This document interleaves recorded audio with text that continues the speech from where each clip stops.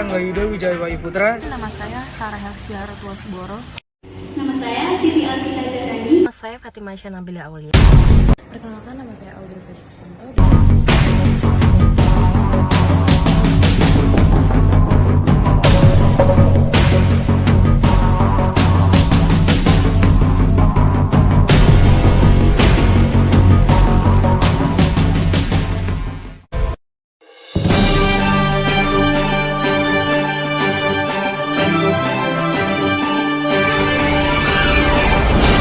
Di sini saya akan menjelaskan apa itu urusan perusahaan. Urusan perusahaan merupakan terjemahan dari bahasa Belanda yaitu Handelszaak yang berarti bisnis.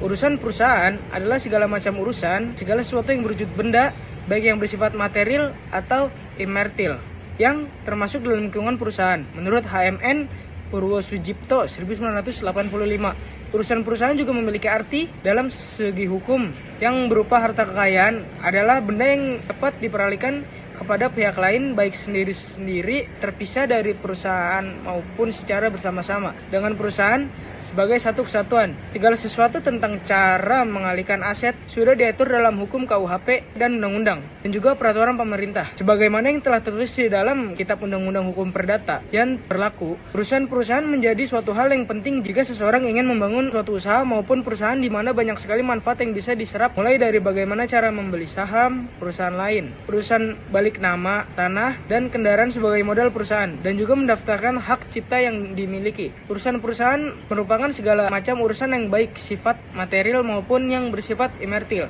yang termasuk dalam lingkungan perusahaan tertentu. Urusan perusahaan mencakup segala objek yang ada dalam lingkungan perusahaan, baik merupa harta, kekayaan perusahaan maupun usaha perusahaan. Urusan perusahaan terdiri dari beberapa benda tetap atau disebut benda tidak bergerak. Benda bergerak dan bukan benda seperti utang, langganan, rahasia perusahaan, dan relasi. Perbuatan hukum yang terpenting mengenai urusan perusahaan adalah perbuatan jual beli dalam perjanjian jual beli urusan perusahaan. Harus dilakukan dengan secara akta notaris serta mencantumkan apa saja urusan yang turut disertakan akibat jual beli. Urusan perusahaan juga merujuk kepada berbagai kegiatan dan bertanggung jawab yang harus diurus dan dijalankan oleh suatu perusahaan yang mencapai tujuannya. Urusan perusahaan melibatkan sejumlah aspek yang mencakup berbagai fungsi, proses, dan keputusan yang diambil oleh manajemen perusahaan. Beberapa elemen utama dari urusan perusahaan melibatkan 1. Manajemen, perencanaan atau penetapan tujuan jangka panjang dan jangka pendek serta strategi mencapainya. Yang kedua, pengorganisasian yang disebut juga pembagian tugas, tanggung jawab, dan sumber daya untuk mencapai tujuan perusahaan. Ketiga, pelaksanaan, perencanaan, dan pengambilan keputusan sehari-hari. Keempat, pengawasan, pemantauan, dan evaluasi kinerja untuk memastikan pencapaian tujuan. Urusan perusahaan bersifat kompleks karena melibatkan interaksi yang erat antara berbagai departemen dan fungsi di dalam organisasi, menciptakan jaringan dinamis yang sangat terkait. Proses pengambilan keputusan tingkat manajemen memerlukan pemahaman mendalam terhadap fungsi-fungsi tersebut.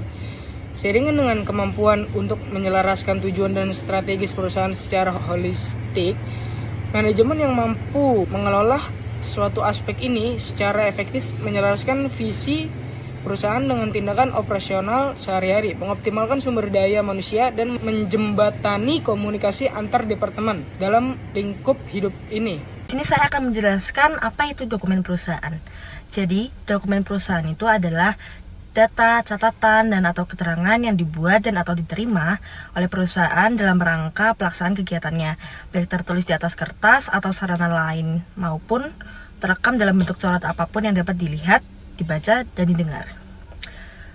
Hal diatur dan dilindungi dengan Undang-Undang Nomor 8 Tahun 1997 tentang Dokumen Perusahaan.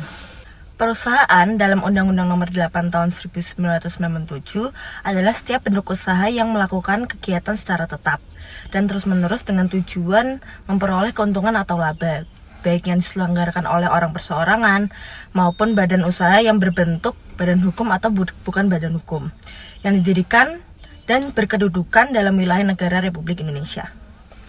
Dokumen perusahaan sendiri ini terdiri dari dokumen keuangan dan dokumen lainnya. Dokumen keuangan ini terdiri dari catatan, bukti pembukuan, dan data pendukung administrasi keuangan, yang merupakan bukti adanya hak dan kewajiban serta kegiatan usaha suatu perusahaan. Dokumen lainnya ini terdiri dari data atau setiap tulisan yang berisi keterangan yang mempunyai nilai guna bagi perusahaan meskipun tidak terkait langsung dengan dokumen keuangan. Nah, catatan ini sendiri terdiri dari neraca tahunan, perhitungan laba rugi tahunan, rekening, jurnal transaksi harian, atau setiap tulisan yang berisi keterangan mengenai hak dan kewajiban, serta hal-hal lain yang berkaitan dengan kegiatan usaha suatu perusahaan. Bukti pembukuan terdiri dari warkat-warkat yang digunakan sebagai dasar pembukuan yang mempengaruhi perubahan kekayaan, utang, dan modal. Ketentuan mengenai pelaksanaan penyimpanan, pemindahan, pemusnahan, dan penyerahan dokumen yang diatur dengan undang-undang tentang dokumen perusahaan ini tidak dimaksudkan menghilangkan fungsi dokumen bersangkutan sebagai alat bukti atau kepentingan hukum lainnya.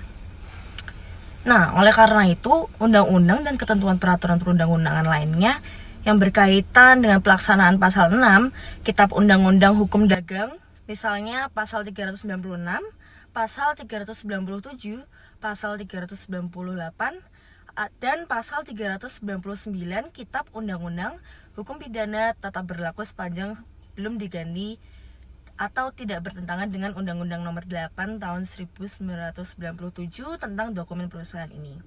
Nah, apa saja sih dasar hukumnya?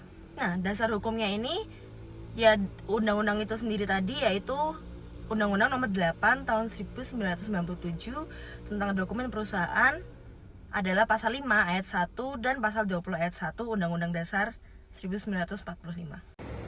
Baik, selanjutnya saya akan menjelaskan tentang Undang-Undang Nomor 8 Tahun 1997 tentang perseroan terbatas.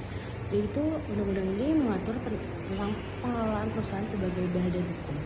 Yaitu yang saya akan jelaskan adalah dokumen perusahaan yang biasanya mencakup akte pendirian.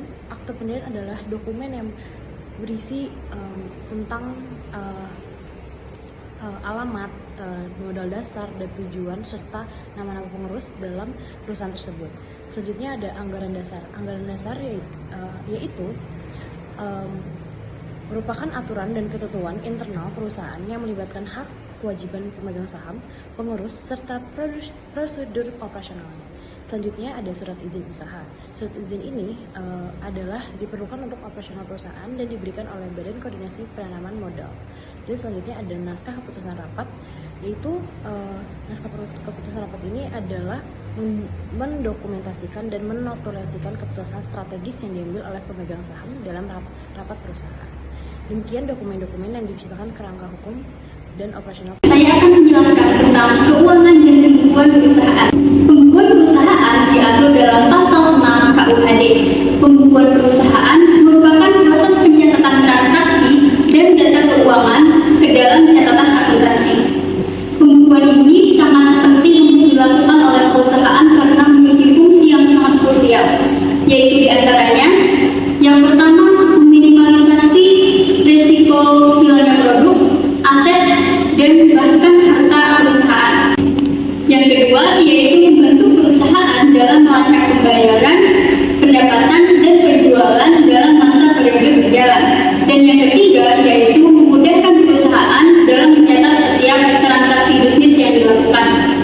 Pembukuan perusahaan, khususnya dalam dunia bisnis, dapat dilakukan dengan dua metode. Yang pertama, metode masukan tunggal, dan yang kedua, metode pembukuan berpasangan. Metode masukan tunggal yaitu membuat pembukuan perusahaan dengan mencatat satu masukan di setiap aktivitas keuangan perusahaan.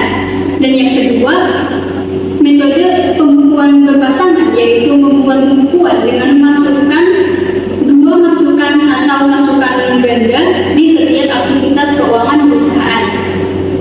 Selanjutnya yaitu ada jenis-jenis pembukuan perusahaan. Yang pertama, pembukuan pemasukan, yaitu berhubungan dengan segala aktivitas kas yang masuk dalam perusahaan, misalnya penjualan produk. Yang kedua, ada pembukuan pengeluaran. Pembukuan ini berhubungan dengan segala aktivitas kas yang keluar pada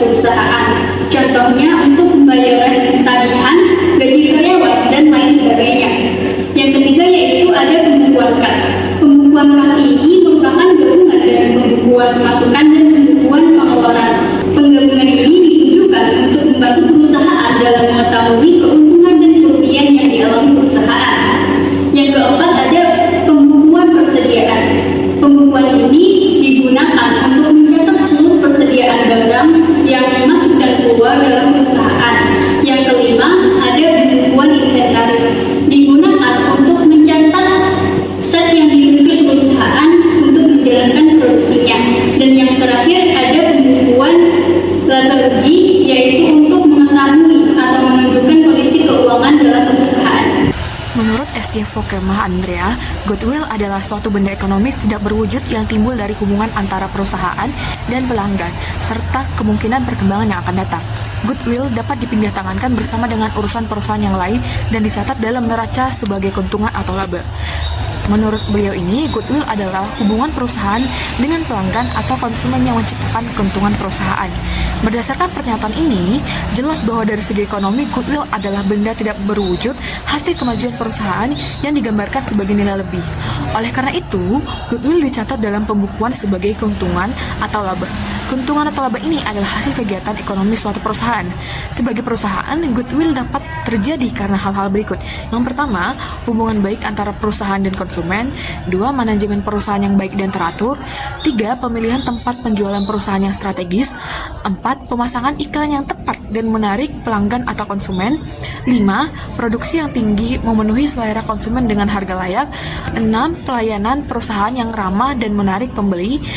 Dan yang ketujuh, barang produksi perusahaan yang dibutuhkan orang terus-menerus karena vital, jumlah penduduk bertambah, dan daya beli masyarakat meningkat. Perusahaan dengan goodwill yang tinggi menjadi terkenal, dipercaya, dan sahamnya dijual belikan dengan harga mahal di pasar modal. Goodwill merupakan sumber nilai lebih yang bukan berasal dari modal uang, melainkan dari kegiatan pelayanan atau jasa, kreativitas, pemasaran, dan prospek usaha. Dari segi hukum, goodwill adalah usaha perusahaan yang bukan benda dalam arti hukum karena tidak dapat dialihkan atau dijual kepada pihak lain. Goodwill bukan kekayaan yang dapat dijadikan objek hak, jadi dari segi hukum tidak relevan. Akan tetapi menurut Purwosucipto, goodwill adalah salah satu unsur urusan perusahaan yang termasuk dalam kelompok benda bergerak tidak berwujud yang bersifat imaterial. Dengan demikian, beliau menganggap goodwill itu benda bergerak tidak berwujud sama dengan hak kekayaan intelektual seperti hak cipta, hak paten, dan hak merek yang dapat dialihkan kepada pihak lain. Pendapat beliau ini mungkin dapat dibenarkan jika dilihat dari segi ekonomi. Akan tetapi, dari segi hukum, goodwill tidak mungkin diperjualbelikan. Goodwill bukan hak, melainkan kegiatan pelayanan dan kreativitas usaha. Sekian yang dapat dipresentasikan oleh kelompok kami, kelompok 5. Jika ada kesalahan, mohon dimaafkan.